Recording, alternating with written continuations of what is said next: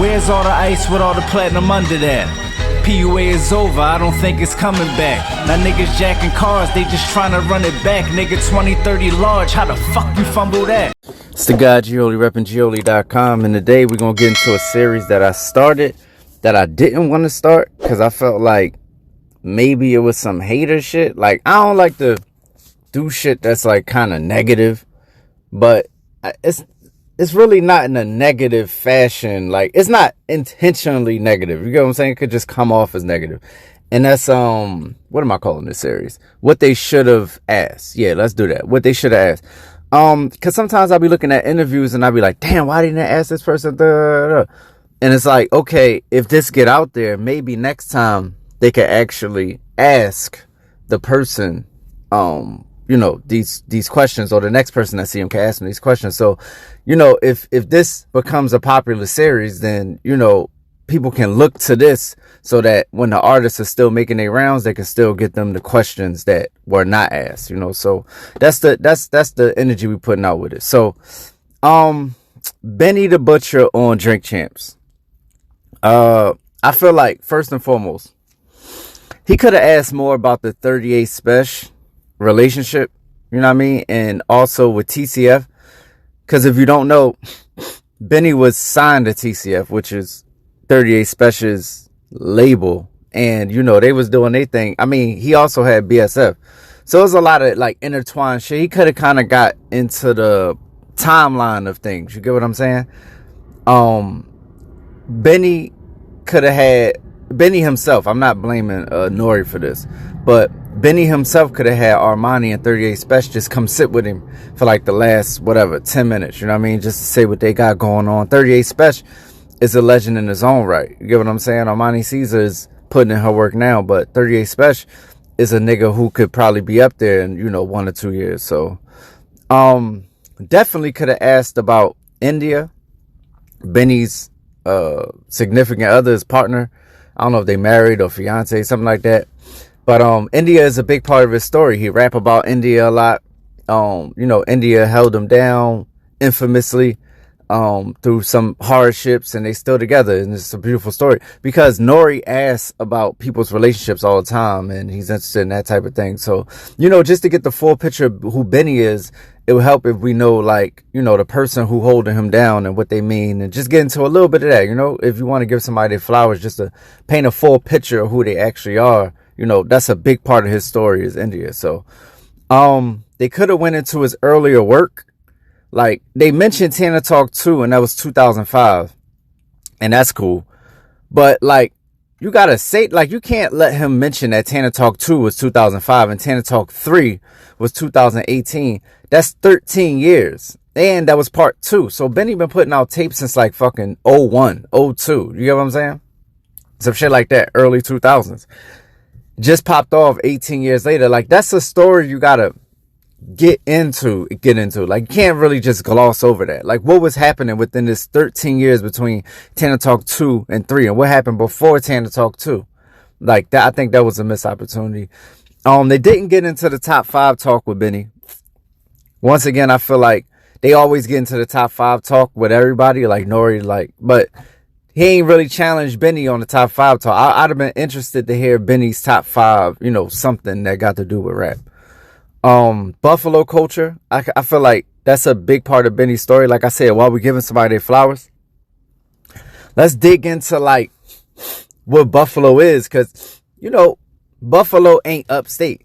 Like, it is upstate, but it's, like, not the whole of like, all upstate not the same. You get what I'm saying? Buffalo got specific shit that they do. And it's like, he could have kind of got into the culture of Buffalo a little bit more to kind of see, like, what makes them them. Like, what separates them from other artists coming out of New York City. Like, the difference between Buffalo specifically and, like, maybe some of the boroughs. You know what I'm saying? Like, y'all do this way. You know, because NORE being a Queens nigga, you know what I'm saying? I just felt like it could have been a dope compare and contrast. They could have got into his actual albums because NORE does that with people. He goes, okay, what were you thinking about when you did this? What do you think? And he could have got into Tana Talk 1, 2, 3, 4, Burden of Proof, Picasso, Pyrex, fucking Plugs I Met 1 and 2, He could have gotten into them joints like a little bit more, a little deeper into his actual work, because it's some people who don't know Benny. Ironically, like, not ironically, but like, sadly, I guess you could say, unfortunately, they don't know Benny. And Benny could solidify itself a little bit more to the people who are watching us, like, who is this guy, by just going into his projects and what he was thinking, and subsequently you'll see, like, okay, that's why he has this type of impact. You get what I'm saying? They could have got into his childhood for sure. Like, nobody ever really gets into Benny's childhood and his brother Machine Gun Black, who was, would be a Griselda member if he was alive today. And just his family in general. Like, we know that they're family, but just like, I see them do this with the Migos too. Like, the Migos is like all cousins and shit, or some shit like that, but they don't really get into it. Like, what's the exact thing? Like, do Conway and fucking Westside, they got the same mom or the same dad? All right, cool. You the cousin, how? All right, bam, boom, boom, boom. Like, you know what I'm saying? And not only that, but just asking about his brother and the impact that his brother had on the whole group, you know what I mean? Because according to them, he like kind of spearheaded a lot of shit. He was like the, enforcer and the real energy, behind a lot of shit. Him and Westside was like super tight. I mean, and Conway too. So, cause Benny is like he's younger than all of them. So, they was really the clique. He could have asked him about his plans for the Def Jam debut, cause that's probably what I'm most interested about with Benny, is like, what is this album going to sound like? Am I going to pick up this album that's going to sound like Volume 2 Jay-Z? Because that's what I'm thinking. Or is it going to sound like, a continuation of, is it going to sound like Tana Talk 5?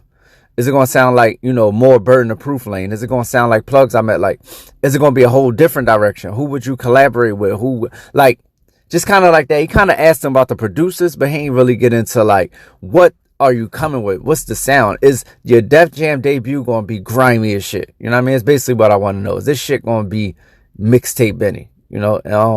And how he became a legend in Buffalo, I feel like it's the last thing he could have possibly asked to make this, because you can't let somebody say they're a legend in their city like 80 times and I go, like, why? Like, how? Like, why did you become like, is it on some street shit? Is it on some rap shit? He kind of explained like he was, dusting niggas off when he was locked up, but still, like, before that and after that, like, what's your runaround? You know what I'm saying? What's your grinding period? What's some of the work you put in? You know what I mean? Was it whatever, ciphers and fucking battles? Did you know what I mean? Niggas just knew you from street shit. Like, what was it? So I think he could have gotten into why Benny is actually, a Buffalo legend before we ever even hear him. And that's about it, man. That's what could have made this series. This is my new series, so I hope it's dope.